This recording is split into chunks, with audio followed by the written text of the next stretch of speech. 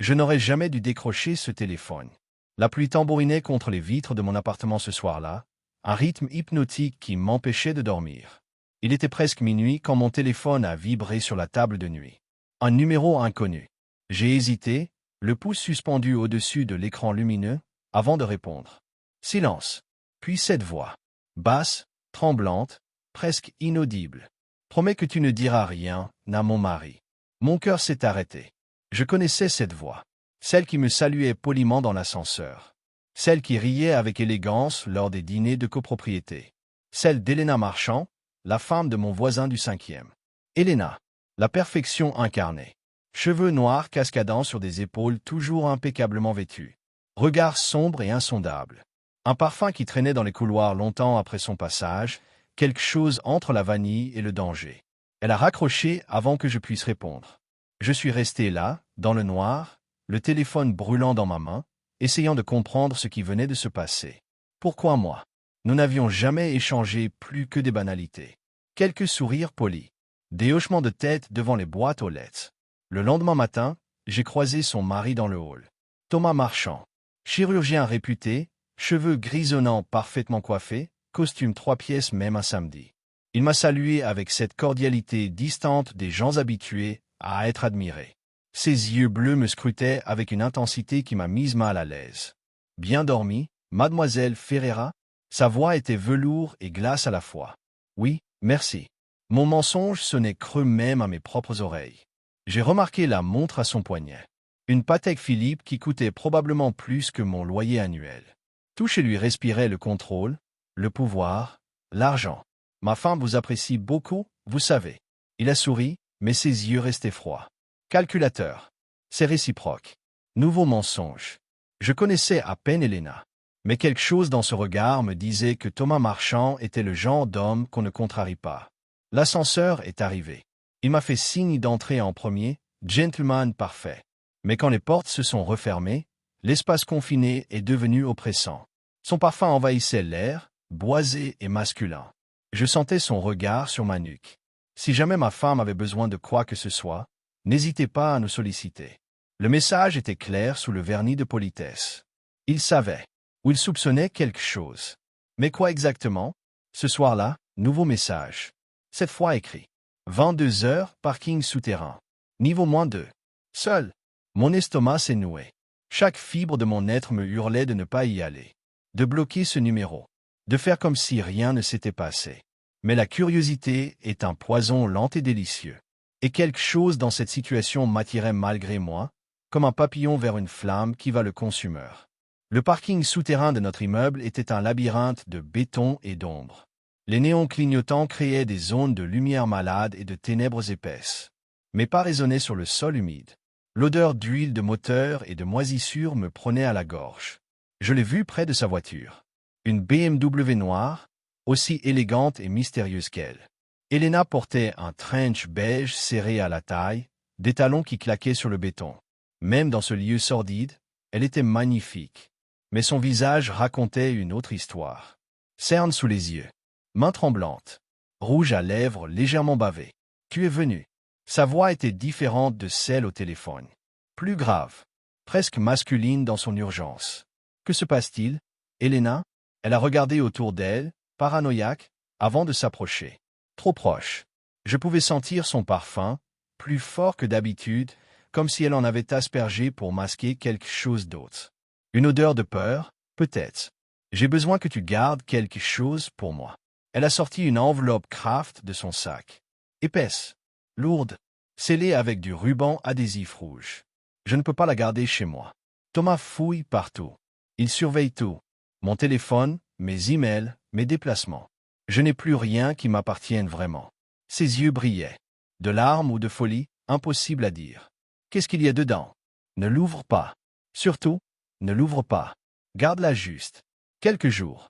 Une semaine maximum. Après, je te promets, tout sera fini. Fini comment? Elle a souri, mais c'était le sourire d'une femme sur le point de se noyer. Tu n'as pas besoin de savoir. Moins tu en sais, mieux c'est. Pour toi, pour moi, pour tout le monde. J'aurais dû refuser. Tourner les talons. Remonter dans mon appartement et verrouiller la porte. Mais il y avait quelque chose dans son regard. Une détresse si profonde, si authentique, qu'elle résonnait avec mes propres blessures. Je venais de sortir d'une relation toxique. 2 ans avec un homme qui avait systématiquement détruit ma confiance en moi, mes amitiés, mes ambitions. J'avais fui à Paris pour recommencer, pour me reconstruire. Et voilà qu'une autre femme prisonnière me tendait une main désespérée. D'accord. Le soulagement sur son visage était palpable. Elle a attrapé ma main, ses doigts glacés malgré la chaleur moite du parking. Merci. Tu ne sais pas ce que ça représente pour moi. Puis elle a fait quelque chose d'inattendu. Elle s'est penchée et a déposé un baiser sur ma joue. Rapide, doux, mais suffisamment long pour que je sente la chaleur de ses lèvres, le frémissement de son souffle. Quand elle s'est écartée, nos regards se sont croisés. 1 seconde. 2. Quelque chose d'électrique a traversé l'espace entre nous. Quelque chose de dangereux et magnétique. Puis elle est partie, ses talons résonnant dans le silence, me laissant seul avec cette enveloppe qui pesait soudain 1 tonne dans mes mains. De retour dans mon appartement, j'ai posé l'enveloppe sur ma table basse. Elle était là, innocente et menaçante à la fois. Je l'ai observée pendant 1 heure, luttant contre l'envie de l'ouvrir. Ne l'ouvre pas. Mais pourquoi? Qu'est-ce qui pouvait être si important, si dangereux, que Thomas ne devait absolument pas le trouver? Mon imagination s'emballait. Documents compromettants, preuves d'une liaison, photos, argent liquide, quelque chose de pire. J'ai fini par la cacher au fond de mon placard, sous une pile de pulls d'hiver. Loin des yeux, loin du cœur. Mais impossible d'oublier son existence. Elle était là, comme une présence vivante, pulsant dans l'obscurité. Les jours suivants ont été étranges. Elena ne m'a plus contacté, mais je la croisais régulièrement. Toujours impeccable, toujours souriante. Mais ses yeux cherchaient les miens avec une intensité nouvelle. Des regards chargés de secrets et de gratitude silencieuse. Thomas, lui, était devenu plus présent. Trop présent. Il semblait toujours être là quand je sortais. Dans le hall, près des boîtes aux lettres, devant l'ascenseur. Nos conversations restaient polies, mais il y avait quelque chose de calculé dans sa cordialité. Comme s'il me testait, me jaugeait. Un soir, alors que je rentrais de mon travail d'architecte avec des rouleaux de plans sous le bras, il m'a proposé un verre. Pour remercier votre gentillesse envers ma femme. Elle me dit que vous êtes devenus proches. Proche était un bien grand mot pour quelques échanges furtifs et une enveloppe cachée dans mon placard. C'est très aimable, mais je suis fatigué. J'insiste. Elena serait déçue. Il y avait quelque chose dans sa voix. Pas une invitation. Un ordre déguisé. Je me suis retrouvé dans leur appartement du 5e étage. Tout était parfait. Trop parfait. Mobilier design. Œuvres d'art au mur. Vue panoramique sur Paris illuminée. Mais l'atmosphère était glaciale malgré la chaleur du chauffage au sol. Elena portait une robe noire moulante qui épousait chaque courbe de son corps. Ses cheveux étaient relevés, dégageant sa nuque gracile. Elle nous a servi du vin dans des verres en cristal, ses mouvements fluides et contrôlés. À l'amitié entre voisines. Thomas a levé son verre, ses yeux ne quittant jamais mon visage. Elena a souri, mais j'ai vu sa main trembler légèrement. Le dîner a été une torture raffinée. Conversation polie sur des sujets neutres. Mais sous la surface, une tension électrique. Je sentais le regard de Thomas me disséquer. Elena évitait soigneusement de me regarder directement. Mais chaque fois que nos mains se frôlaient en passant un plat, une décharge traversait ma peau. Parlez-moi de vous, mademoiselle Ferreira. Elena me dit que vous êtes architecte. Célibataire. Récemment arrivé à Paris. Il connaissait déjà tout ça. C'était un interrogatoire masqué en conversation mondaine. Je recommence ma vie ici. Nouveau départ. Fuyez-vous quelque chose? Le mot était lâché. Elena a failli renverser son verre. Quelqu'un, plutôt. Une relation toxique. Thomas a souri, mais c'était le sourire d'un prédateur. Je comprends. Le passé peut être si encombrant. Si difficile à enterrer vraiment. Silence lourd. Le double sens était évident. Heureusement, Paris offre l'anonymat. On peut y devenir quelqu'un de complètement nouveau. Ou disparaître entièrement. Mon sang s'est glacé. Était-ce une menace? Elena s'est levée brusquement. Café? Sa voix était trop aiguë. Trop tendue. Dans la cuisine, elle m'a fait signe de la suivre sous prétexte de m'aider. Dès que nous avons été hors de vue de Thomas, elle a attrapé mon poignet. Il sait. Quoi? Qu'il se passe quelque chose. Il ne sait pas quoi exactement. Mais il sent que quelque chose change. Il me surveille encore plus qu'avant. Caméra partout. Tracker sur ma voiture. Il fouille dans mes affaires chaque jour. Ses ongles s'enfonçaient dans ma peau. L'enveloppe. Tu l'as toujours? Oui. Mais Elena, qu'est-ce qu'il y a dedans? J'ai le droit de savoir dans quoi tu m'entraînes. Elle a regardé vers le salon où Thomas sirotait son vin, puis s'est penchée si près que ses lèvres ont effleuré mon oreille. Ma liberté. Avant que je puisse répondre, Thomas est apparu dans l'encadrement de la porte.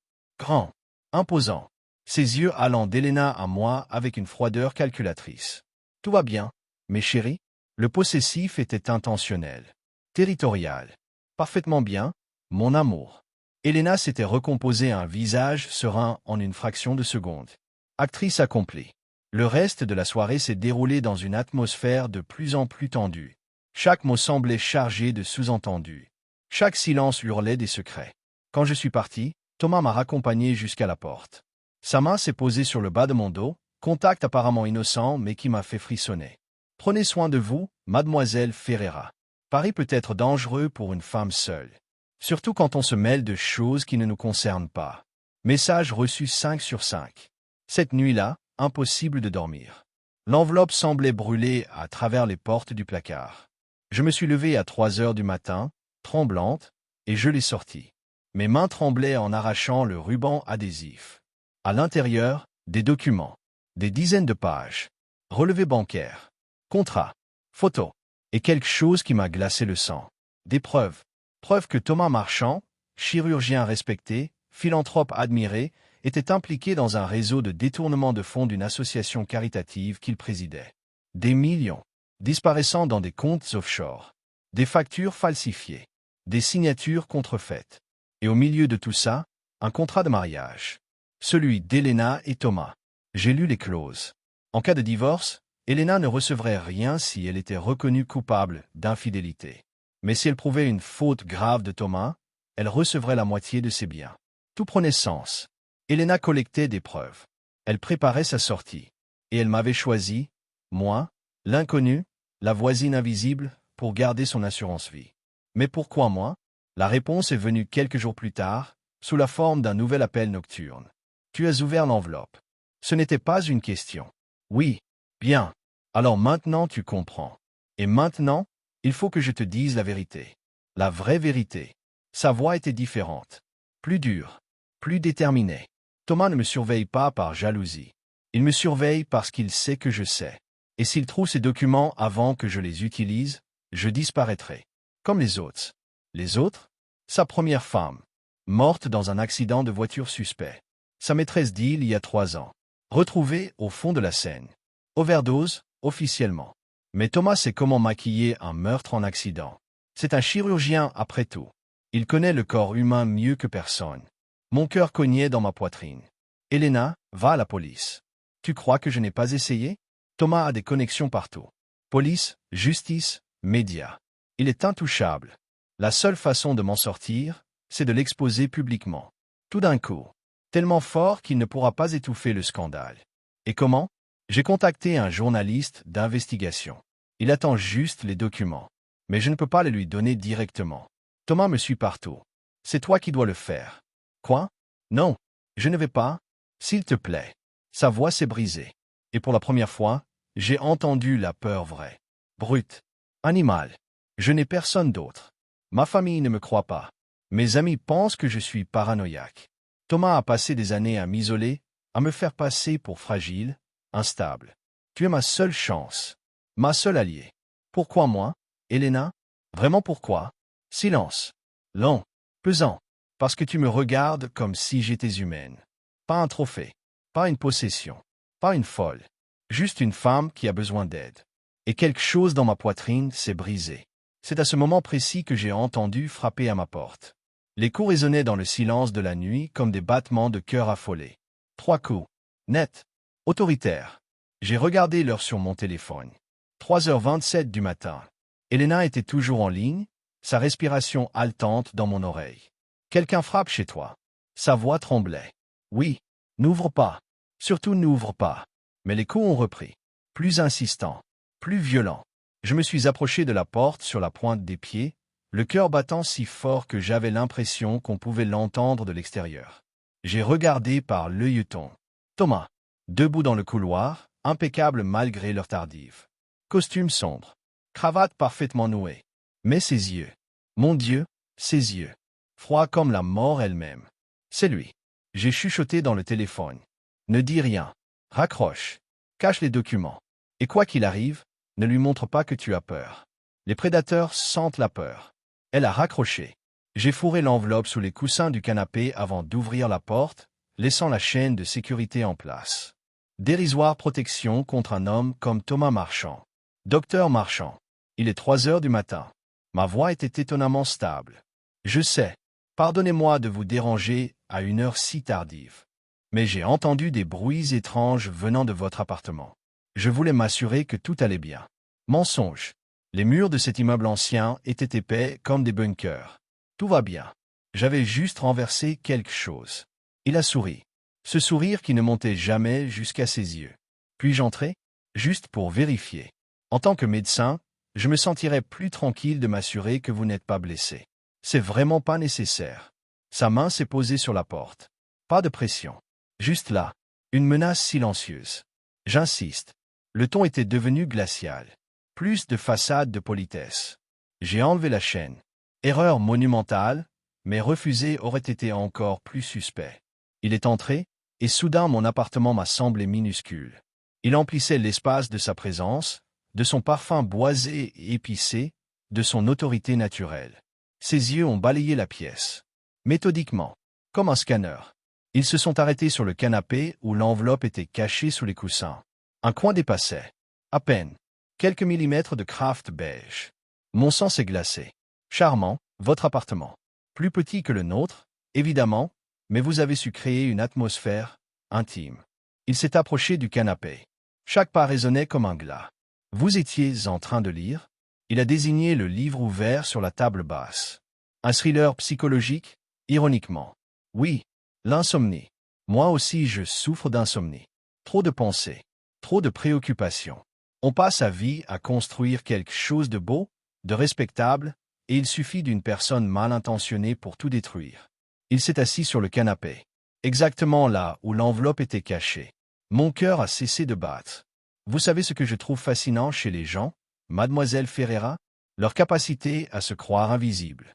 À penser qu'ils peuvent garder des secrets dans un monde où tout finit toujours par se savoir. Il a tapoté le coussin à côté de lui.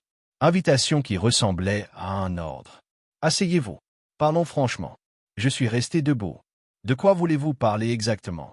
De loyauté, de confiance, de ce qui arrive aux gens qui trahissent ses valeurs. Son regard s'est durci. Ma femme est fragile. Vous avez dû le remarquer. Elle a des phases, des moments où elle n'est plus tout à fait elle-même. Elle invente des histoires. Elle voit des complots partout. C'est une maladie, en quelque sorte. Et moi, comme un bon mari, j'essaie de la protéger. De protéger ce qu'elle pourrait entraîner dans ses délires. Le message était clair. Il me présentait Elena comme folle pour discréditer tout ce qu'elle pourrait me dire. Elena m'a toujours semblé parfaitement lucide. Vraiment? Même quand elle vous a demandé de garder quelque chose pour elle? Quelque chose qu'elle ne voulait pas que je trouve? Mon visage a dû me trahir parce qu'il a souri. Victoire dans ce sourire. Je sais tout, ma chère. Je sais toujours tout. C'est mon métier de comprendre ce que les gens essaient de cacher. Les corps parlent. Les comportements aussi. Et Elena n'est pas aussi bonne menteuse qu'elle le croit. Il s'est levé. Grand. Imposant. Trop proche. Alors je vais être très clair. Quelle que soit la chose qu'elle vous a confiée, rendez-la moi. Maintenant. Et nous oublierons tous cette petite mésaventure. Et si je refuse? Son sourire s'est élargi. Mais ses yeux sont restés morts. Vous ne voulez pas savoir. Croyez-moi. Les gens qui me déçoivent ont tendance à connaître des fins regrettables. Des accidents. Des dépressions qui mènent à des gestes désespérés. Paris est une ville dangereuse, après tout. C'était une menace de mort. À peine voilée. Sortez de chez moi. Ma voix tremblait, mais je tenais bon. Il a ri. Un rire doux, presque affectueux. Quelle combativité. Je comprends pourquoi Elena vous aime bien. Vous lui ressemblez, dans un sens. Cette stupide illusion de pouvoir m'affronter. C'est touchant. Et pathétique. Il s'est dirigé vers la porte, puis s'est retourné. Vous avez jusqu'à demain soir. Après, je ne serai plus aussi patient. Il est parti, me laissant tremblante, le souffle court, l'adrénaline explosant dans mes veines. J'ai attrapé mon téléphone et rappelé Elena. Elle a décroché à la première sonnerie. Il était chez toi. Il sait. Sa voix était brisée. Paniqué. Pas exactement. Il se doute. Mais il ne sait pas où sont les documents. Pour l'instant. Mais il va revenir. Et la prochaine fois, il ne sera pas aussi courtois. Il faut qu'on agisse. Maintenant. Le journaliste. Tu peux le contacter? Oui. Mais il faut que tu viennes avec moi. Thomas me suit partout. Si je bouge, il le saura en quelques minutes. Mais toi, tu peux sortir librement. Pour l'instant. Où et quand? Demain.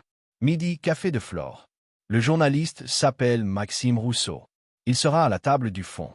Tu lui remets l'enveloppe. C'est tout. Simple. Trop simple. Et après? Thomas ne va pas juste accepter d'être exposé. Il va se défendre. Et nous serons ses premières cibles. C'est pour ça que j'ai besoin que tu me fasses confiance. Complètement. Je te promets que dans 48 heures, tout sera terminé. Thomas sera arrêté. Ou ruiné. Ou les deux. Et nous serons libres. Non. Ce petit mot résonnait étrangement. Chargé de promesses non formulées. Elena, je dois savoir. Pourquoi tu me fais confiance à ce point? On ne se connaît pas vraiment. Silence. Lent. Lourd non dit. Parce que depuis que je t'ai vue pour la première fois dans cet ascenseur, j'ai su que tu étais différente. Tu ne me regardais pas comme une poupée de porcelaine. Tu me voyais. Vraiment. Et ça faisait tellement longtemps que quelqu'un me voyait vraiment. Sa voix s'était adoucie. Intime. Presque vulnérable. Quand tout ça sera terminé, j'aimerais qu'on apprenne à se connaître. Vraiment. Sans secret. Sans peur. Sans Thomas. Mon cœur s'est emballé d'une façon qui n'avait rien à voir avec la peur. D'accord. Promets-moi que tu viendras demain. Au café de Flore. Midi. Je promets. Et promets-moi autre chose. Quoi? Que tu me laisseras pas tomber. Quoi qu'il arrive. Je te le promets. Après avoir raccroché, j'ai réalisé l'énormité de ce que je venais d'accepter. Je m'embarquais dans une guerre contre un homme puissant, dangereux, sans scrupules. Un homme qui avait peut-être déjà tué. Mais en regardant l'enveloppe Kraft posée sur ma table, en pensant au visage d'Elena, à sa voix brisée, à cette connexion étrange qui s'était tissée entre nous, je savais que je ne pouvais pas reculer. Le lendemain matin, j'ai fait comme si tout était normal. Douche, café, vêtements professionnels. Mais mes mains tremblaient en enfilant mon manteau. L'enveloppe était dans mon sac, lourde comme une bombe. Dans le hall, j'ai croisé le gardien de l'immeuble, Monsieur Pelletier. 60 ans, bedonnant, toujours trop curieux. Bonjour, mademoiselle Ferreira. Belle journée, n'est-ce pas? Magnifique. J'ai remarqué que le docteur Marchand vous a rendu visite cette nuit. Tout va bien? Mon sang s'est glacé. Il surveillait. Ou Thomas lui avait demandé de surveiller. Oui, tout va bien. Juste un problème de plomberie. Mensonge pathétique, mais M. Pelletier a hoché la tête, rassuré. Dans le métro, j'ai eu la sensation d'être suivi. Chaque regard me semblait suspect. Chaque homme en costume pouvait être un agent de Thomas. La paranoïa s'installait, corrosive. Le café de Flore était bondé. Touristes, intellectuels, étudiants, tous mélangés dans un brouhaha réconfortant. L'anonymat de la foule. J'ai repéré Maxime Rousseau immédiatement. Table du fond, comme Elena l'avait dit. Trentaine, cheveux bruns en désordre, lunettes, air fatigué du journaliste qui a vu trop de choses sombres. Il tapait furieusement sur son ordinateur portable, une tasse de café refroidie devant lui. Monsieur Rousseau, il a levé les yeux. Méfiant d'abord, puis reconnaissant. Vous devez être la voisine. Asseyez-vous. Vite. Je me suis glissé sur la chaise en face de lui, le cœur battant. Vous avez les documents? J'ai posé l'enveloppe sur la table. Il l'a attrapé avec une avidité presque indécente et a commencé à feuilleter rapidement le contenu. Mon Dieu, c'est encore mieux que ce qu'Elena m'avait dit. Avec ça, je peux le détruire. Complètement. Il ne s'en remettra jamais. Ses yeux brillaient de cette lueur particulière des chasseurs de vérité qui flairent le scoop de leur vie. Quand vous publiez. Demain. Première page. Avec tous les détails. J'ai déjà des confirmations de 2 autres sources. Mais ces documents sont la clé. La preuve irréfutable. Elena sera en sécurité? Il a hésité. Trop longtemps. Rousseau. Sera-t-elle en sécurité? Marchand est un homme dangereux. Très dangereux. Mais une fois que l'article sera publié, il sera trop occupé à essayer de sauver sa peau pour s'en prendre à elle. Probablement. Probablement n'était pas une garantie. Et moi? Vous? Pourquoi vous? Parce qu'il sait que je suis impliqué. Il m'a menacé hier soir. Rousseau a pâli. Alors il faut que vous disparaissiez. 48 heures. Trouvez un hôtel. Un endroit où personne ne vous connaît. Ne retournez pas chez vous. Ne contactez personne. Pas même Elena. Mais, faites-moi confiance. J'ai couvert assez d'affaires comme celle-ci pour savoir comment les hommes comme marchands réagissent quand ils sentent les murs se refermer. Ils deviennent imprévisibles. Dangereux. Il a griffonné quelque chose sur un bout de papier. Cet hôtel. Dans le Marais. Demandez la chambre 23. Dites que vous venez de ma part. Vous y serez en sécurité. J'ai pris le papier, les doigts tremblants. Et Elena? Elena sait se protéger mieux que vous ne le pensez. Cette femme a survécu à 5 ans de mariage avec un psychopathe. Elle est plus forte qu'elle n'en a l'air. En sortant du café, le soleil était trop brillant, presque agressif. Le monde continuait de tourner normalement alors que le mien basculait dans le chaos. J'ai hésité devant mon téléphone. Appeler Elena, lui dire que c'était fait, mais Rousseau avait été clair. Pas de contact. J'ai pris un taxi jusqu'à l'hôtel du Marais. Petit établissement discret dans une rue pavée. La réceptionniste a à peine levé les yeux quand j'ai mentionné le nom de Rousseau. Chambre 23. Dernier étage. Pas de service de ménage, sauf si vous le demandez explicitement. Message compris. Anonymat total. La chambre était petite mais propre. Vue sur les toits de Paris. J'ai verrouillé la porte, poussé une chaise contre la poignée, fermé les rideaux. Et là, seul dans cette chambre d'hôtel impersonnel, la réalité m'a frappé de plein fouet. Qu'est-ce que je venais de faire? Je m'étais mis en danger mortel pour une femme que je connaissais à peine. Une femme dont la beauté et la détresse m'avaient poussé à prendre des risques insensés. Mon téléphone a vibré. Message d'un numéro inconnu. Tu as fait une énorme erreur. Puis un deuxième message. Une photo. Mon appartement. Saccagé. Complètement détruit. Meubles renversés. Coussins éventrés. Livres arrachés des étagères. Tableaux arrachés du mur. Thomas cherchait l'enveloppe. Et il avait découvert qu'elle n'était plus là. Un troisième message. Tu as 24 heures pour me dire où sont les documents. Sinon, Elena disparaît. Définitivement. Mes mains tremblaient si fort que j'ai failli lâcher le téléphone. Il bluffait. Il devait bluffer. Elena était sa femme. Il ne pouvait pas, mais je repensais à ses yeux morts, à sa voix glaciale, aux histoires de la première femme, de la maîtresse. Thomas Marchand était parfaitement capable de tuer. J'ai appelé Rousseau. Direct sur messagerie. J'ai essayé Elena. Même chose. La panique montait, acide, suffocante. Un nouveau message. Tu veux une preuve que je ne bluffe pas. Puis une vidéo. Elena, attachée à une chaise. Dans ce qui ressemblait à une cave. Visage tuméfié. Lèvres fendues. Œil au beurre noir. Mais vivante. Encore vivante. Thomas est apparu dans le cadre. Souriant. Détendu. Comme s'il commentait un match de tennis. Votre nouvelle amie a été très vilaine. Elle a volé des documents qui m'appartiennent. Et vous l'avez aidée. Ça mérite une punition, vous ne trouvez pas? Il a caressé les cheveux d'Elena. Geste tendre qui m'a glacé le sang. Alors voici le deal. Vous me rendez mes documents dans les 24 heures. Vous dites à votre ami journaliste que tout était un malentendu. Un canular. Une vengeance d'une épouse instable. Et peut-être qu'Elena survivra à sa petite crise. Elena a levé les yeux vers la caméra. Ses lèvres ont bougé sans son. Mais j'ai pu lire les mots. Ne le fais pas, la vidéo s'est coupée. J'étais pétrifié, glacé jusqu'aux os. Elena était entre les mains d'un monstre. Pas ma faute. À cause de mon intervention stupide, impulsive, naïve. Le téléphone a sonné. Numéro inconnu. J'ai décroché. Alors, vous avez vu ma petite démonstration? La voix de Thomas. Calme, presque chaleureuse. Où est-elle? En lieu sûr. Enfin, sûr pour moi. Moins sûr pour elle. Ça dépend vraiment de vos choix dans les prochaines heures. Si vous lui faites du mal, vous ferez quoi? Vous irez à la police? Avec quelle preuve? Les documents sont entre les mains d'un journaliste qui ne les publiera jamais s'il veut revoir sa famille vivante. Oh oui, j'ai aussi des informations sur M. Rousseau. Femme charmante. 2 enfants adorables.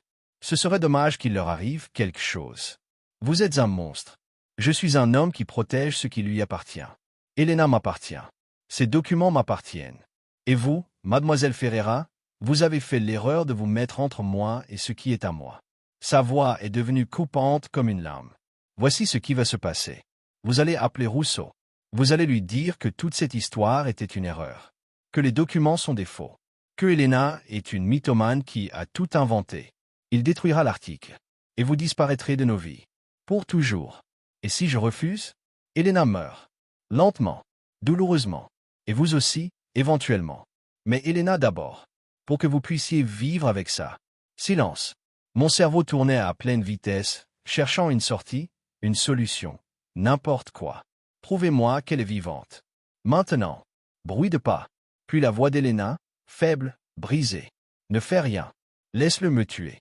Mais ne lui donne pas ce qu'il veut. S'il te plaît. Un cri étouffé. Bruit sourd. Elena qui gémit de douleur. C'est à ce moment précis que j'ai compris ce que je devais faire. La rage a remplacé la peur. Une rage froide, calculée, qui m'a surprise moi-même par son intensité. J'ai raccroché. Thomas a immédiatement rappelé.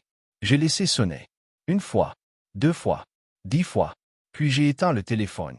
Il voulait me voir paniquer, soumise, terrifiée. Je ne lui donnerai pas cette satisfaction. J'ai rallumé le téléphone et appelé Rousseau. Cette fois, il a décroché. Il a Elena. Il menace de la tuer si vous publiez l'article. Sa respiration s'est accélérée. Merde, merde, j'aurais dû m'en douter. Ce type est complètement fou. Vous allez publier quand même? Long silence. Je ne peux pas mettre une vie en danger. Même pour le scoop du siècle. Si quelque chose arrive à Elena, son sang sera sur mes mains. Alors il gagne. Il gagne toujours. Ma voix était amère. Pas nécessairement. Écoutez, j'ai un contact à la brigade criminelle. Un flic qui me doit plusieurs services. Il peut monter une opération discrète. Localiser Elena. Intervenir avant que Marchand puisse réagir. Combien de temps? Quelques heures. Maximum 12. Mais il faut que Marchand croie qu'il a gagné. Il faut que vous le contactiez. Que vous fassiez semblant de céder. Que vous lui donniez un délai. Je ne suis pas actrice. Vous n'avez pas besoin de l'aide. Juste d'être convaincante. Apeurée. Soumise. C'est ce qu'il attend de vous. Et si ça ne marche pas? Rousseau a hésité. Alors nous aurons au moins essayé. Maigre consolation. J'ai rappelé Thomas. Il a décroché avant la première sonnerie. Vous avez pris votre temps. Sa voix était glaciale. J'accepte vos conditions. Mais j'ai besoin de temps. Rousseau est en rendez-vous jusqu'à demain matin. Je ne peux pas le contacter avant. Menteur. Non, je vous jure. Il est en reportage quelque part en province. Son téléphone est éteint. J'ai essayé. Vérifiez si vous voulez. Silence. Je l'entendais réfléchir, calculer, évaluer ma sincérité. Très bien. Vous avez jusqu'à demain, 10 heures. Pas une minute de plus. À 10h01, je commence à découper votre ami en morceaux. Et croyez-moi, en tant que chirurgien, je sais exactement comment faire durer le plaisir. Mon estomac s'est retourné. Et comment je sais que vous ne la tuerez pas dès que j'aurai convaincu Rousseau? Parce que je suis un homme de parole. Contrairement à vous et à ma chère épouse. Si vous faites ce que je demande, Elena vivra. Diminuée, peut-être. Marquée à vie, certainement. Mais vivante. Où est-elle? Ça, vous ne le saurez jamais. À 10 heures demain, vous recevrez un message avec un lieu de rendez-vous. Vous viendrez seul. Vous m'apporterez la preuve que Rousseau a détruit l'article. Et peut-être que vous reverrez Elena vivante. Il a raccroché. J'ai immédiatement rappelé Rousseau. Vous avez jusqu'à demain 10 heures. C'est tout le temps dont vous disposez. Mon contact est déjà en route. On va la retrouver. Je vous le promets. Les promesses ne valaient plus grand-chose dans cette histoire. La nuit a été interminable. Chaque bruit dans le couloir me faisait sursauter. Chaque ombre derrière les rideaux ressemblait à une menace. J'imaginais Elena, seule, terrifiée, souffrante, attendant une délivrance qui ne viendrait peut-être jamais.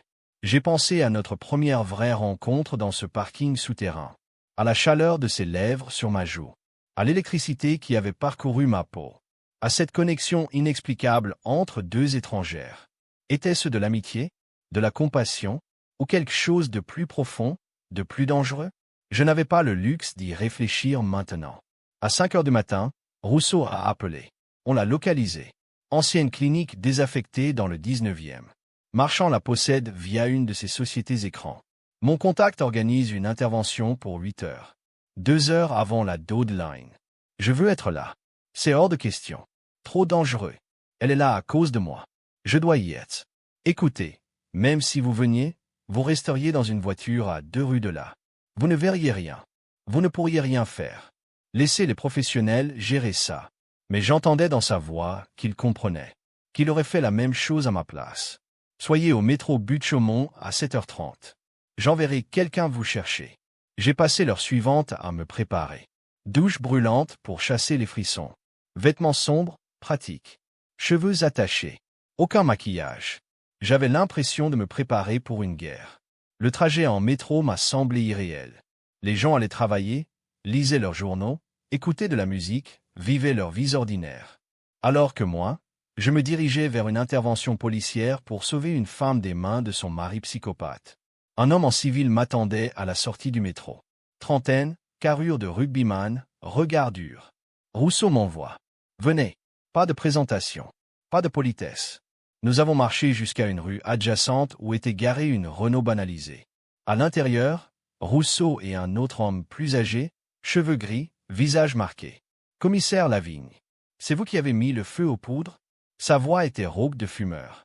Je voulais juste aider. Les bonnes intentions peuvent l'enfer. Enfin, on est là maintenant. L'équipe d'intervention est en position. On attend le feu vert. Il a regardé sa montre. 7h53. Dans 7 minutes, on y va. Marchand est à l'intérieur. On a confirmé sa présence il y a 20 minutes.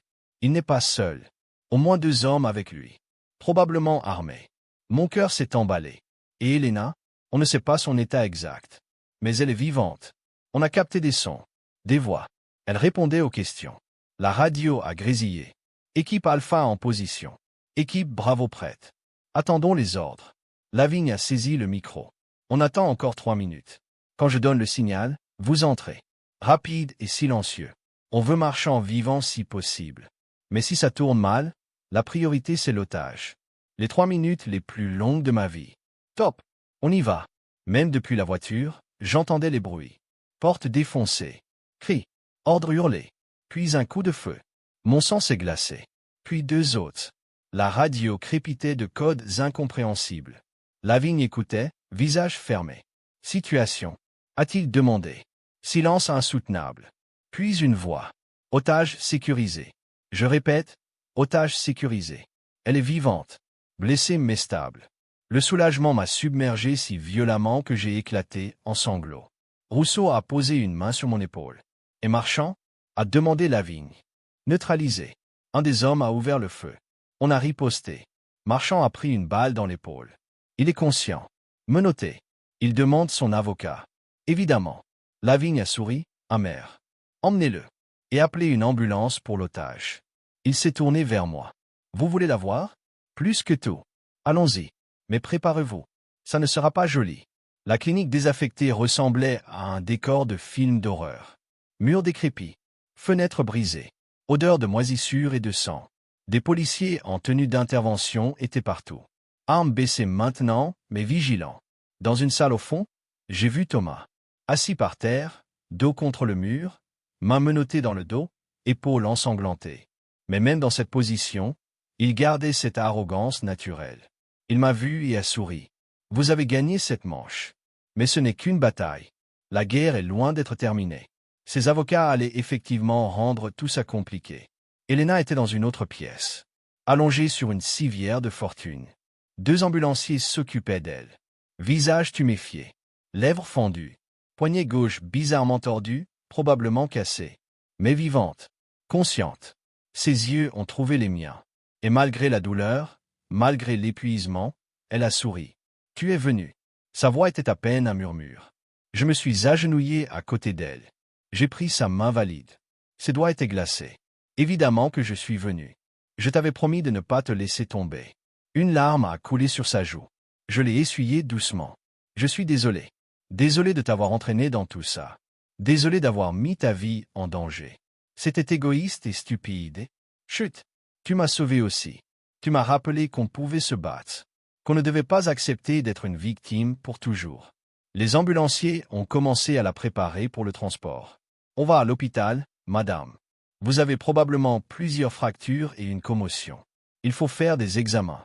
Elena a serré ma main plus fort. Viens avec moi. S'il te plaît. J'ai regardé Lavigne qui a hoché la tête. Dans l'ambulance, alors que Paris défilait par les fenêtres, Elena n'a pas lâché ma main. Même quand les ambulanciers lui ont posé une perfusion. Même quand la morphine a commencé à faire effet. Tu sais ce qui est drôle? A-t-elle murmuré, voix pâteuse. J'ai épousé Thomas parce que je pensais qu'il me protégerait. qu'il prendrait soin de moi. Et au final, c'est une voisine que je connaissais à peine qui m'a vraiment sauvé. C'est la morphine qui parle. Non, c'est la vérité. Depuis le début, tu es la seule personne qui m'a vraiment vu. Pas la poupée de Thomas. Pas la femme trophée. Juste moi. Elena. Avec tous mes défauts et mes peurs et mes erreurs. Elle a fermé les yeux, luttant contre le sommeil. Quand tout ça sera fini, quand je serai libre, vraiment libre, j'aimerais apprendre à te connaître. Sans urgence. Sans danger. Sans secret. J'aimerais ça aussi. Promets-le-moi. Je te le promets. Elle s'est endormie, main toujours dans la mienne. À l'hôpital, l'agitation était totale. Médecins, infirmières, police, journalistes déjà alertés. Le scandale commençait à éclater. Rousseau avait publié son article pendant que nous étions en route. Impossible maintenant pour Thomas de l'étouffer. J'ai attendu pendant qu'ils examinaient Elena. Fracture du poignet. 2 côtes fêlées. Commotion cérébrale légère. Multiples contusions. Mais rien de définitif. Rien qu'un peu de temps ne pourrait pas guérir. Les semaines suivantes ont été un tourbillon. Arrestation formelle de Thomas. Libération sous caution refusée vu le risque de fuite. Procès médiatique. Révélation en cascade. D'autres victimes de Thomas qui osaient enfin parler. L'empire soigneusement construit s'effondrait comme un château de cartes. Elena a déménagé temporairement chez sa sœur à Lyon. Distance de sécurité. Temps de guérison. Nous nous parlions chaque jour. Appels de plus en plus longs. Conversations de plus en plus intimes. Elle me racontait son mariage. Comment Thomas l'avait séduite avec son charme, sa richesse, ses promesses. Comment lentement, méthodiquement, il l'avait isolée. Coupée de ses amis, de sa famille, de son travail. Comment elle était devenue une prisonnière dorée dans une cage de luxe. Je lui racontais mon ex. Les mécanismes similaires. La manipulation émotionnelle. Le gaslighting. La destruction progressive de l'estime de soi. Nous étions 2 survivantes, apprenant à se reconstruire. Un mois après l'intervention, Elena est revenue à Paris. Le divorce était en cours. Thomas restait en détention préventive, son procès approchant. Elle avait récupéré son nom de jeune fille. Elena Soares. Comme une renaissance. Nous nous sommes retrouvés dans un petit café du Marais. Pas le café de Flore avec ses fantômes. Quelque chose de plus intime. De plus nous. Elle portait une robe simple, grise, cheveux lâchés. Le plâtre au poignet était décoré de dessins d'enfants, œuvres de ses nièces. Les bleus avaient viré au jaune verdâtre, bientôt disparu. Mais c'était son sourire qui avait le plus changé. Authentique, léger, libre. Tu es belle. Les mots étaient sortis avant que je puisse les retenir. Elle a rougi légèrement. Toi aussi. Silence confortable. Nos regards se sont croisés et cette électricité familière est revenue. Mais différente cette fois. Plus douce. Plus prometteuse. Alors, et maintenant, ai-je demandé. Maintenant, je recommence. Vraiment. J'ai retrouvé mon ancien poste de directrice artistique. J'ai un appartement, petit mais à moi. Juste à moi. Et j'ai une amie qui m'a sauvé la vie et que j'aimerais beaucoup mieux connaître. Amie? J'ai souri, taquine. Elena a ri. Un rire léger, musical, libéré. Enfin, ça dépend. Qu'est-ce que tu en penses? Je pense qu'on a tout le temps maintenant. Pas d'urgence. Pas de menace. On peut aller à notre rythme. Notre rythme. J'aime ça. Elle a tendu sa main à travers la table. J'ai pris ses doigts dans les miens. Contact électrique mais apaisé aussi. Tu sais, a-t-elle continué, j'ai passé tellement d'années à vivre dans la peur. Peur de Thomas. Peur de moi-même. Peur de mes propres désirs. Maintenant, je veux juste vivre. Vraiment vivre. Ressentir. Choisir. Même si c'est effrayant parfois. C'est toujours effrayant. Mais c'est aussi exaltant. Nous avons parlé pendant des heures. De tout. De rien. De nos rêves d'enfance. De nos ambitions actuelles. De nos peurs persistantes. De nos espoirs renaissants. Quand la nuit est tombée, nous avons marché dans les rues de Paris. Côte à côte, nos épaules se frôlant occasionnellement. Chaque contact envoyait une onde de chaleur à travers moi. Devant mon immeuble, elle s'est arrêtée. Je ne veux pas que cette soirée se termine. Elle n'est pas obligée. Son regard a croisé le mien. Question silencieuse. Tu veux monter? Juste pour un verre. Ou un café. Où? Où? Elle a souri. Dans mon appartement rénové après le saccage de Thomas, tout était neuf. Nouvelle couleur. Nouveaux meubles. Nouveau départ. J'ai servi du vin. Nous nous sommes assis sur le canapé. Proche mais pas trop. Une distance respectueuse que nous allions franchir quand nous serions prêtes. C'est étrange, a dit Elena. Pendant des années, je me suis sentie morte à l'intérieur. Et maintenant, avec toi, je me sens tellement vivante. Chaque sensation est amplifiée. Chaque émotion est plus intense. Je sais exactement ce que tu veux dire. Nos regards se sont accrochés. Le monde extérieur a disparu. Il n'y avait plus que nous deux. Deux femmes blessées mais debout. Deux survivantes qui choisissaient de ne plus juste survivre mais de vivre. Elle s'est penchée lentement. Tellement lentement que j'ai pu sentir le moment se dilater, s'étirer, devenir éternel. Son parfum m'enveloppait, vanille et quelque chose de floral maintenant. Plus de danger. Juste de la douceur. Ses lèvres ont effleuré les miennes. De haut. Hésitant. Questionneur. J'ai répondu en approfondissant le baiser. Lent. Tendre. Exploratoire. Ses mains ont trouvé mes cheveux. Les miennes se sont posées sur sa taille. Le baiser s'est intensifié. Années de solitude et de souffrance se dissolvant dans cette connexion. Ses lèvres avaient un goût de vin et de liberté retrouvée. Quand nous nous sommes séparés, haletantes, front contre front, elle a souri. Ça fait longtemps que je voulais faire ça. Vraiment? Depuis quand? Depuis le parking. Quand tu as accepté de garder l'enveloppe. La façon dont tu m'as regardé. Comme si j'étais courageuse. Comme si je valais la peine d'être sauvée. Tu vaux la peine. Tellement. Nous avons embrassé encore. Plus confiant cette fois. Main explorant. Souffle mêlé. Chaleur montant. Elena a reculé légèrement, yeux brillants. On devrait peut-être ralentir. Je veux dire, je veux ça. Je te veux.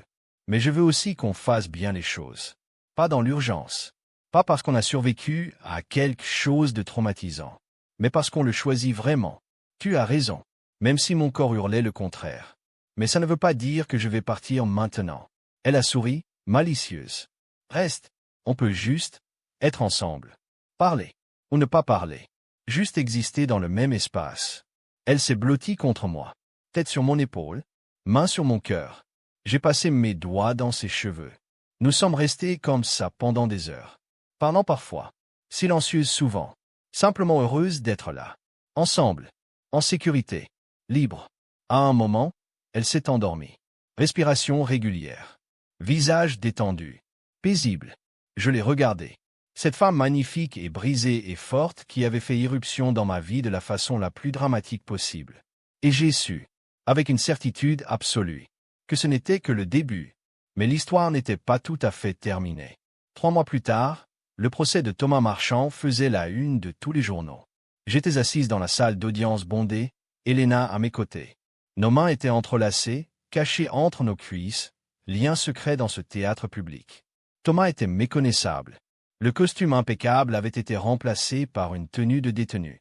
Les cheveux grisonnants parfaitement coiffés étaient désormais ternes et désordonnés.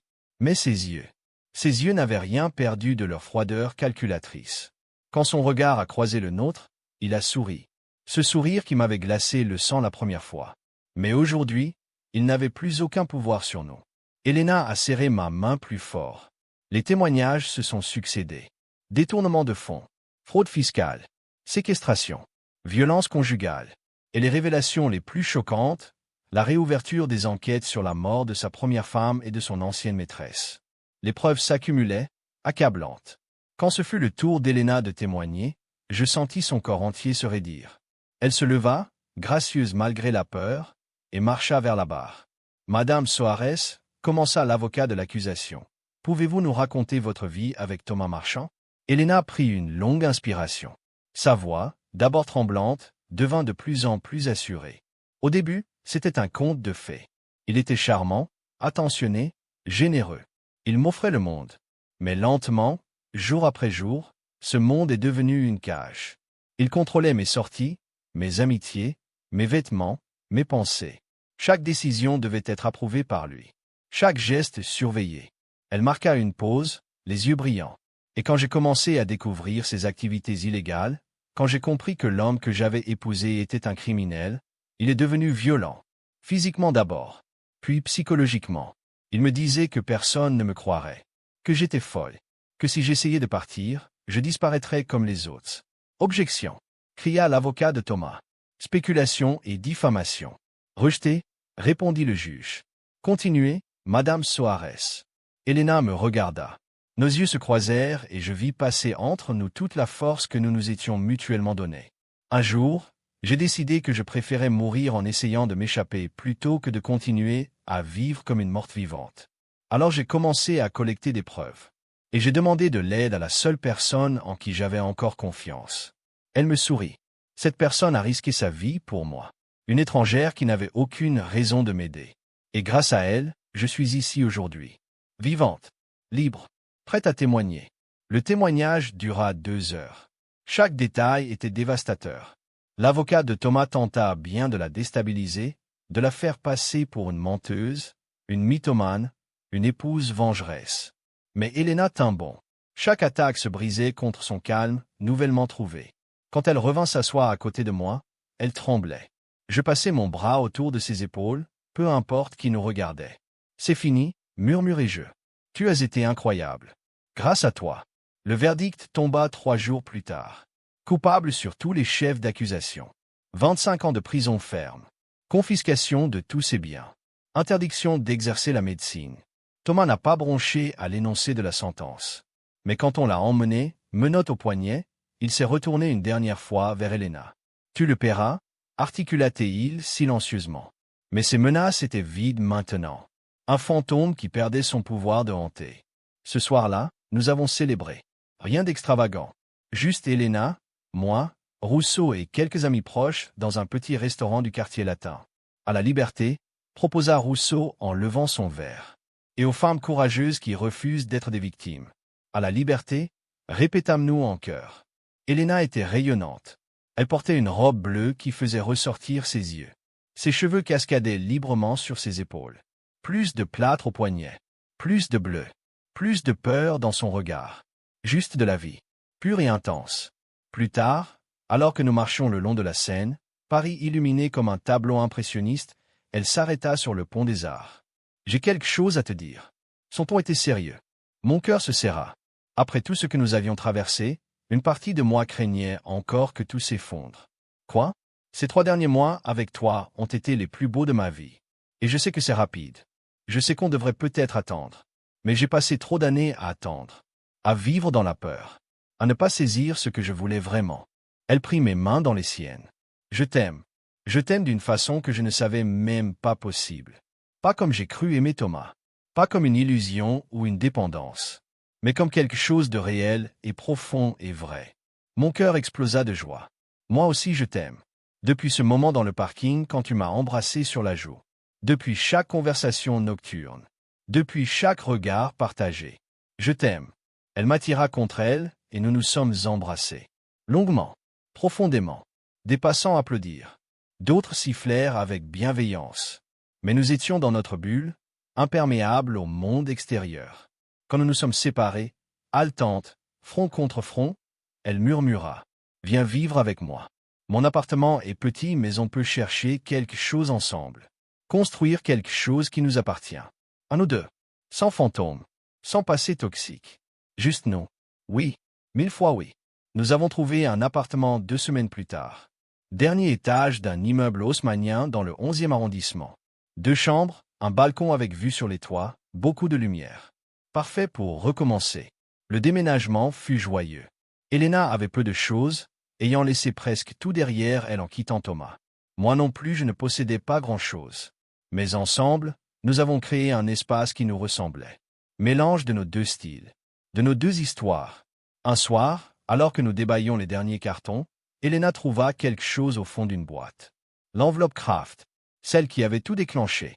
Je l'avais gardée. Témoignage tangible de notre histoire improbable. On devrait la brûler, suggéra Elena. Rituel de purification. Dire adieu à cette partie de nos vies. On pourrait la garder. Comme rappel.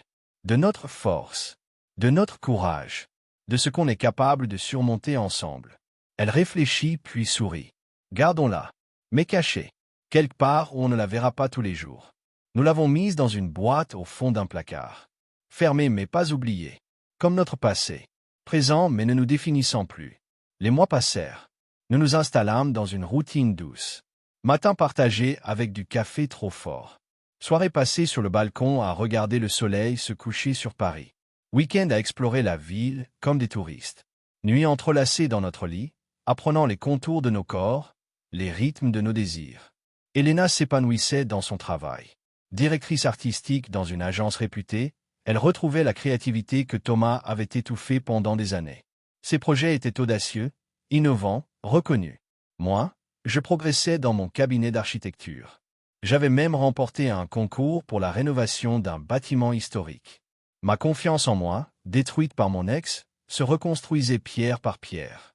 Un an après le procès, nous organisâmes une soirée chez nous. Amis, collègues, famille d'Elena venue de Lyon. Rousseau était là avec sa femme et ses enfants. Même le commissaire Lavigne fit une apparition, étonnamment détendu hors contexte professionnel. Au milieu de la fête, Elena monta sur une chaise et demanda l'attention. Je voudrais dire quelques mots. Il y a un peu plus d'un an, j'étais prisonnière. Pas seulement physiquement, mais émotionnellement, psychologiquement. Je croyais que je ne méritais pas mieux, que c'était ma faute, que j'étais trop faible pour m'en sortir. Sa voix se brisa légèrement, mais elle continua. Et puis une voisine que je connaissais à peine m'a tendu la main. Elle a risqué sa vie pour moi. Elle m'a montré ce que signifiait vraiment le courage. Et surtout, elle m'a aimé alors que je ne savais même plus comment m'aimer moi-même. Elle me regarda, yeux brillants. Alors je veux que tout le monde sache. Je t'aime. Tu es ma sauveuse, ma partenaire, mon amour. Et je veux passer le reste de ma vie à te rendre aussi heureuse que tu m'as rendue. Elle descendit de la chaise et s'agenouilla devant moi. Sortit une petite boîte de velours de sa poche. La salle devint silencieuse. Mon cœur s'arrêta. Veux-tu m'épouser? Des larmes coulaient sur mes joues. Des larmes de joie pure, non altérées. Oui, oui, 1000 fois oui. Les applaudissements éclatèrent. Elena glissa la bague à mon doigt. Simple, élégant, parfait. Puis elle se leva et nous nous sommes embrassés, entourés par les gens que nous aimions. Cette nuit-là, après que tout le monde fut parti, nous nous sommes retrouvés sur notre balcon. Paris scintillait sous nous, ville de lumière et de possibilités infinies. Tu sais ce qui est drôle? Dit Elena, blottie contre moi. Si Thomas n'avait pas été un monstre, si tout ça n'était pas arrivé, nous ne nous serions jamais rencontrés vraiment. On serait restés deux voisines polies qui se croisent dans l'ascenseur. C'est vrai. Mais je ne peux pas être reconnaissante pour ta souffrance. Jamais. Je ne te demande pas de l'aide. Mais je peux reconnaître que parfois, les pires moments de nos vies nous mènent aux meilleurs. Si je n'avais pas touché le fond, je n'aurais jamais trouvé le courage de remonter. Et de te trouver. Elle se retourna pour me faire face, main encadrant mon visage. Tu veux savoir un secret? Toujours. Ce soir dans le parking, quand je t'ai embrassé sur la joue, je savais déjà. C'était plus que de la gratitude. Plus que de l'amitié. Il y avait quelque chose. Une connexion. Une reconnaissance. Comme si une partie de moi reconnaissait une partie de toi. Moi aussi je l'ai senti. Cette électricité. Cette certitude étrange que ma vie venait de basculer. Et elle a basculé. Pour le mieux. Nous nous sommes embrassés. Lentement. Profondément. Savourant chaque seconde. Ses lèvres avaient un goût de champagne et de promesses tenues. Emmenez-moi au lit, madame ma future épouse, murmura-t-elle contre ma bouche. Avec plaisir, madame ma future épouse. Dans notre chambre, les lumières de Paris filtraient à travers les rideaux, créant des ombres dansantes sur les murs. Elena se tenait devant moi, magnifique dans la semi-obscurité. Ses mains ont trouvé la fermeture éclair de ma robe. Lentement, elle l'a descendue, ses doigts traçant le chemin de ma colonne vertébrale. Frisson délicieux parcourant ma peau. Le tissu a glissé, tombant en flaques à mes pieds. « Tu es tellement belle » murmura-t-elle. Ses mains ont exploré. Douce, révérencieuse. Comme si elle découvrait une œuvre d'art précieuse. J'ai déboutonné sa chemise. Un bouton à la fois. Savourant l'anticipation. La peau révélée progressivement. Pâle, parfaite, avec ses petites cicatrices qui racontaient son histoire. Nous nous sommes retrouvés sur le lit. Corps enlacés. Peau contre peau. Chaleur contre chaleur. Chaque caresse était une déclaration. Chaque baiser une promesse. Je veux prendre mon temps, souffla Elena. Te découvrir. Chaque centimètre. Chaque soupir. Chaque frisson. Et elle l'a fait. Ses lèvres ont tracé un chemin de feu sur ma peau. Cou, épaules, creux des clavicules. Descendant toujours plus bas. Ses mains suivaient, cartographiant mon corps comme un territoire sacré. Je me suis cambré sous ses attentions, respiration de plus en plus haletante. Chaque toucher allumait des étincelles. Chaque murmure intensifiait le désir. Mes mains se sont perdues dans ses cheveux. Guidant, encourageant. Elle a levé les yeux vers moi, regard chargé de désir et d'amour mêlés, et mon cœur a explosé. Nous avons pris notre temps. Rente, puissante, consumante, parfaite. Après, allongée dans les draps emmêlés, corps encore frémissant, Elena a tracé des motifs paresseux sur ma peau. Je ne savais pas que ça pouvait être comme ça, dit-elle doucement. Si tendre, si passionné, si juste. C'est parce que c'est nous, parce que c'est réel. Elle s'est blottie plus près, tête sur mon épaule, jambes glissées entre les miennes. Je t'aime tellement que parfois ça me fait peur. Comme si c'était trop beau pour être vrai. Comme si j'allais me réveiller et découvrir que tout n'était qu'un rêve. J'ai serré mes bras autour d'elle. Ce n'est pas un rêve. C'est notre vie, notre histoire. Et elle ne fait que commencer. Le mariage eut lieu 6 mois plus tard. Cérémonie intime dans un petit château en Provence. Juste nos proches. Rien d'ostentatoire. Rien de parfait au sens traditionnel. Mais parfait pour nous. Elena portait une robe simple, crème, qui flottait autour d'elle comme un nuage. Des fleurs sauvages dans les cheveux. Pieds nus dans l'herbe. Moi, j'avais choisi un tailleur-pantalon blanc. Élégant. Confortable. Très moi. Nous avons échangé nos vœux sous un arbre centenaire, soleil de fin d'après-midi dorant tout d'une lumière magique. Je promets, dit Elena, voix tremblante d'émotion, de t'aimer dans la lumière et dans l'ombre. Dans les jours faciles et les jours difficiles. Je promets de ne jamais oublier que tu m'as sauvé la vie, mais surtout, que tu m'as aidé à la reconstruire. Je promets d'être ta partenaire, ton ami, ton amour, pour toujours. Je promets, ai-je répondu, larmes coulant librement, de te voir. Vraiment te voir. Pas comme un trophée ou une possession, mais comme la femme incroyable que tu es. Je promets de te rappeler ta force quand tu l'oublies. De te tenir la main dans les moments sombres. Et de célébrer avec toi chaque victoire. Je t'aime. Aujourd'hui. Demain. Toujours. Nous avons échangé les alliances. Simple bande d'or. Gravée à l'intérieur de la date de notre première rencontre. Celle dans le parking. Celle qui avait tout changé. Vous pouvez embrasser la mariée. Et nous l'avons fait. Long baiser qui contenait tout. Notre passé douloureux. Notre présent heureux. Notre futur prometteur. Les applaudissements ont éclaté, mais nous sommes restés dans notre bulle. Juste nous. Comme toujours. La fête dura jusqu'à l'aube. Rire. Danse. Vin qui coulait à flot. À un moment, Rousseau porta un toast. À 2 femmes qui ont transformé une tragédie en triomphe. Qui ont prouvé que le courage et l'amour peuvent vaincre même les ténèbres les plus profondes. À Elena et à notre jeune architecte. Puisse votre bonheur durer éternellement. À l'éternité, répétâmes-nous. Des années plus tard, assis sur ce même balcon où Elena m'avait demandé en mariage, nous regardions notre fille jouer. Petite chose de 3 ans aux cheveux noirs et aux yeux noisettes. Adoptée. Aimée. Chérie. Elle s'appelait Espérance. Parce que c'était ce que nous avions retrouvé ensemble. L'espérance. L'espoir. La foi en demain. Tu te souviens du jour où tu as répondu à mon appel? Demanda Elena, main dans la mienne. Comment pourrais-je oublier? C'était le jour où ma vie a vraiment commencé. La mienne aussi. Tu sais, parfois je pense à ce moment dans le parking. Quand je t'ai tendu cette enveloppe. Je jouais ma vie sur une intuition. Sur un sentiment. Meilleure décision de ta vie?